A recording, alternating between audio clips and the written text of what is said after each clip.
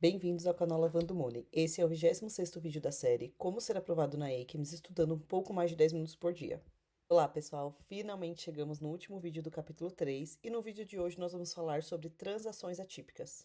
Antes de entrar nos exemplos, precisamos fixar a ideia principal aqui. Uma transação atípica é aquela que não faz sentido quando comparada com o perfil do cliente. Por exemplo, se o restaurante deposita dinheiro em espécie todos os dias, isso pode ser normal, porque é um negócio que naturalmente gera caixa. Agora, se uma empresa de consultoria, que normalmente recebe por transferência, começa a fazer depósitos frequentes em dinheiro vivo, isso já chama atenção. Na ACAMS, você precisa pensar sempre em 4 perguntas. Isso combina com o perfil do cliente? Isso combina com a atividade declarada? Existe propósito econômico ou comercial claro? Existe um padrão que sugere tentativa de evitar controle?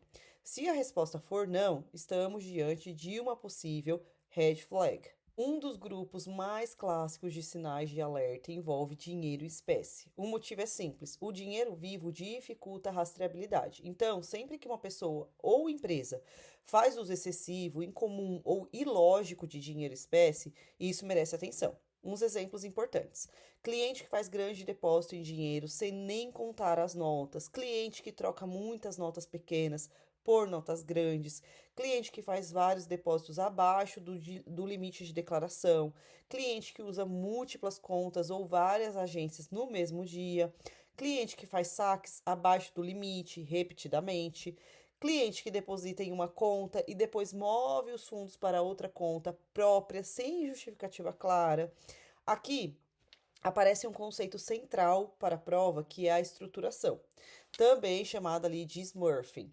E estruturação é quando a pessoa quebra uma operação maior em várias menores para evitar o report, o registro ou o monitoramento. Outro exemplo bem simples: em vez de depositar US$ 25.000, vou falar em dólar porque né, a prova vai falar em dólar. Em vez de depositar US$ 25.000 de uma vez, o cliente faz 3 depósitos de 8.000 e depois de 9.000, por exemplo. O valor individual parece ali menor, parece pequeno, mas o comportamento mostra uma clara tentativa de evitar um controle, por exemplo. Existem também alguns sinais que, isoladamente, né, eles podem parecer pequenos, mas que no contexto certo ficam muito relevantes. Por exemplo, depósitos com notas falsas, mofadas ou extremamente sujas, grandes quantidades de dinheiro enroladas em elástico, ou uso frequente de caixas noturnos para depósitos altos, ou um não cliente depositando dinheiro em conta de terceiro, seguido de saque em outra região, por exemplo. Uma empresa que deveria operar principalmente por cheque ou por transferência, mas apresenta quase tudo em dinheiro. Por quê, né? Que esses exemplos eles são importantes, porque muitas vezes o problema não está só no valor, mas principalmente na forma como o dinheiro aparece. Dinheiro em condições estranhas, depósito por terceiros, movimentação geograficamente desconectada e comportamento de urgência podem indicar tentativa de inserir recursos ilícitos no sistema financeiro. Na linguagem ali de PLD, isso pode estar ligado à fase de colocação da lavagem de dinheiro, quando o criminoso tenta introduzir o dinheiro ilícito no sistema financeiro. Mas nem todo sinal de alerta envolve dinheiro em espécie. Também existem os depósitos atípicos sem o dinheiro vivo ali, né? Como o uso suspeito de cheques e ordens de pagamento, por exemplo. O raciocínio aqui é: certos instrumentos podem ser usados para fragmentar a origem de recurso, dificultar o rastreamento ou dar uma aparência de legitimidade. Um exemplo clássico é uma conta pessoal começa a receber, por exemplo, várias ordens de pagamento sequenciais, e logo em seguida o dinheiro é enviado para fora do país. Mesmo sem espécie nesse exemplo, existe um padrão típico de ocultação da trilha financeira. Outro tema importante para a prova são as transferências bancárias atípicas, principalmente internacionais. Sinais importantes: transferências enviadas ou recebidas pela mesma pessoa usando contas diferentes, operações envolvendo paraísos de sigilo ou jurisdições de alto risco sem justificativa, conta que nunca teve atividade internacional e de repente passa a movimentar valores elevados para o exterior, cliente recebe várias transferências pequenas e depois faz uma grande transferência consolidada para outro país, recursos são convertidos rapidamente em outros instrumentos para seguir viagem. Isso é muito relevante porque transferências internacionais são uma ferramenta comum para a fase de camuflagem da lavagem de dinheiro, em que os recursos são movimentados entre contas, países e produtos para dificultar a identificação da origem. Um exemplo: um cliente recebe 5 transferências em dias seguidos e logo depois ele manda quase todo o valor para outro país, com o qual não tem relação comercial nenhuma conhecida. Isso é um sinal clássico de alerta. Agora, entrando em contas empresariais, operações de crédito e cofres bancários, a ideia principal é procurar incoerência estrutural. Um exemplo: empresa apresenta demonstrações financeiras muito diferentes das empresas do mesmo setor. Uma grande empresa entrega demonstrações sem contador. Faz sentido. Um cliente mantém muitas contas sem necessidade operacional, por exemplo. Ou uma conta corporativa tem pouca atividade ou atividade regular, mas recebe ou envia grandes valores. Outro exemplo: um empréstimo problemático é quitado de repente, sem explicação plausível, tipo, da origem dos recursos para ter quitado aquele empréstimo. Outro exemplo: cliente que usa depósito em espécie ou dinheiro no exterior como garantia de um empréstimo. Também um exemplo de um cliente que passa muito tempo ali no cofre do banco ou que aluga, né, vários cofres. E por que, né, que esses exemplos e esse tema é tão importante? Porque lavagem de dinheiro não acontece só no caixa ou na transferência. Ela também pode usar crédito, como os empréstimos, garantias, empresas de fachada e também, né, armazenamento de valores, como cofre. Se tem um assunto que vai cair na sua prova, é lavagem de dinheiro baseada no comércio. Aqui, o criminoso usa operações de importação e exportação para movimentar valor disfarçado de atividade comercial legítima.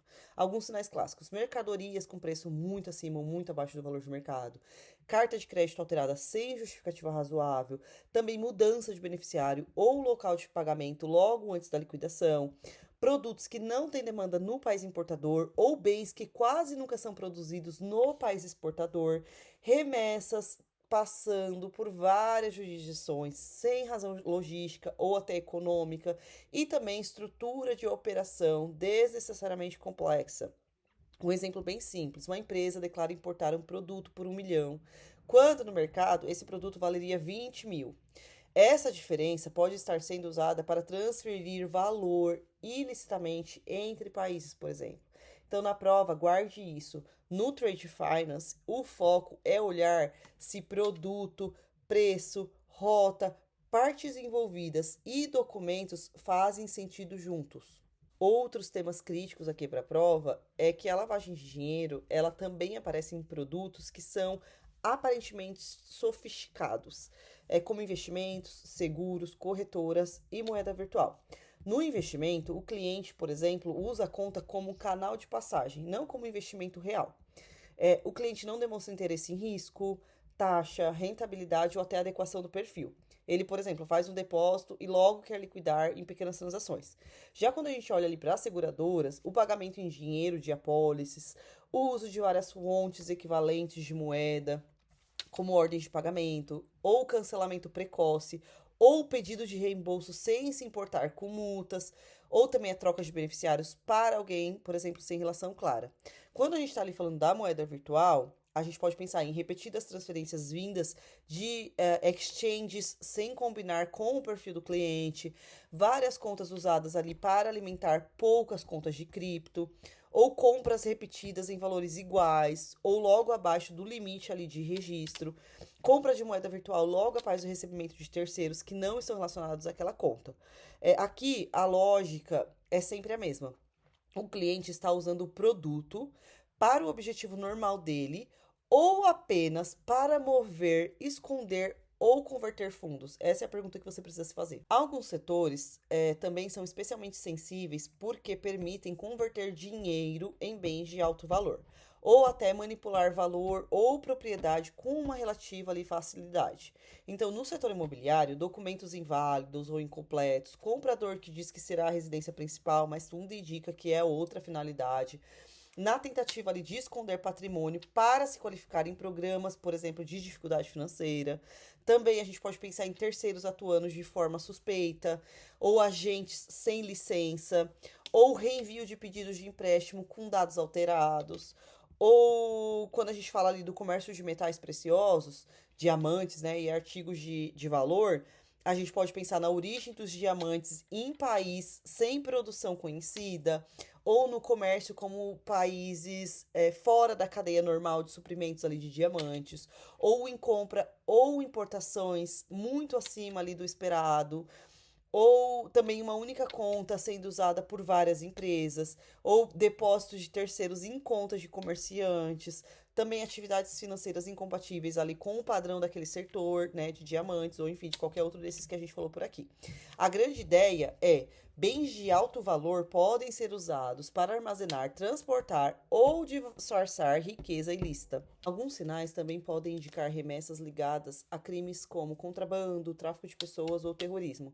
Por exemplo, vários envios para o mesmo beneficiário, uso de conta funil, valores abaixo dos limites de controle, terceiros também controlando a conta do cliente, uso de ONGs, empresas de fachadas e também países de alto risco.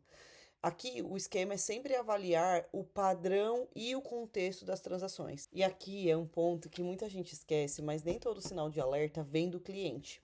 Às vezes o problema está no funcionário interno.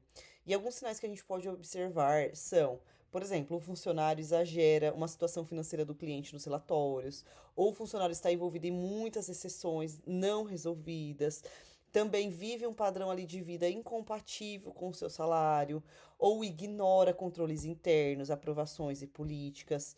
Também podemos observar que ajuda em transações sem identificação clara do beneficiário final, ou do uso de recursos da empresa em interesse próprio. O funcionário evita sair de férias. Tipo, por que as férias importam? Porque, gente, fraude interna e esquema de facilitação muitas vezes dependem da presença contínua dessa pessoa. Quando a pessoa nunca se afasta, isso pode ser um indicativo de que ela está tentando evitar, né, de ser descoberta. Então, ali em PLD, monitorar comportamentos de funcionário também faz parte da cultura de controle. E a gente já disse isso também em outros vídeos. E aqui, né, para finalizar, se eu tivesse que resumir todo esse tema em palavras-chave de prova, eu acho que as palavras-chave seriam estruturação, que é ali quebrar as operações, né, para evitar o reporte. A conta funil, que a gente falou, que são os depósitos em várias localidades, seguidos de saque rápido ou concentração. A camuflagem, né, que é a segunda ali etapa da lavagem de dinheiro, que é criar camadas de transação para esconder a origem. As empresas de fachada, que é uma entidade ali sem atividade real, usada para movimentar os recursos. Um beneficiário final oculto, quem realmente controla ou se beneficia, mas não aparece. Uma operação ali sem uma justificativa econômica, né? A operação não faz sentido comercial, ou a operação é incompatível com o perfil, foge do comportamento ali esperado pelo cliente, um alto risco geográfico, então são países com sigilo, sanções, terrorismo ou controles fracos. Então, se você gravar assim, eu acho que essas palavras, né, para esse último vídeo aqui do capítulo, você já vai estar ali compreendendo uma boa parte do que a prova vai te cobrar. E para fechar essa parte técnica, lembre-se de uma coisa fundamental: transação atípica não é prova automática de crime. O papel do profissional ali de PLD não é sair acusando, é identificar o desvio, comparar com o perfil do cliente, entender se existe justificativa plausível, documentar adequadamente e escalar ou reportar quando necessário. Ou seja, a análise ela não é baseada só em um valor. Ela depende de contexto, de frequência, de padrão, de coerência e, claro, do risco.